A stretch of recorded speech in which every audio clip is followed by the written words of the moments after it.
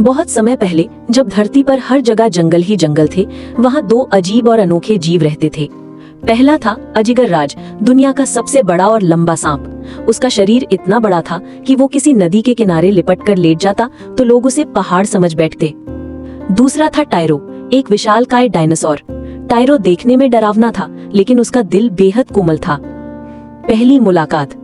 एक दिन जंगल में भीषण आग लग गई। छोटे छोटे जानवर जान बचाकर भाग रहे थे। अजगर राज भी सुरक्षित जगह ढूंढ रहा था। तभी उसकी नजर एक गहरे गड्ढे में फंसे हुए टायरो पर पड़ी। टायरो की टांगे गड्ढे में फंसी थी और वो निकल नहीं पा रहा था। सांप ने सोचा, ये तो मेरा दुश्मन हो सकता है, मगर ये भी तो एक जीव है, मुझे मदद करनी चाहिए।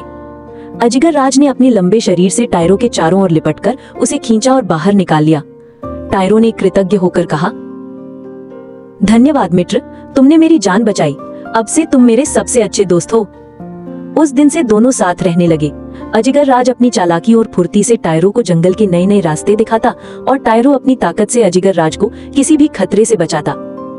कठिन परीक्षा। कुछ समय बाद जंगल में मानव शिकारी आए। वो दोनों को पकड़कर शहर ले जाना चाहते थे। शिकारी जाल डालकर उन पे टूट पड़े।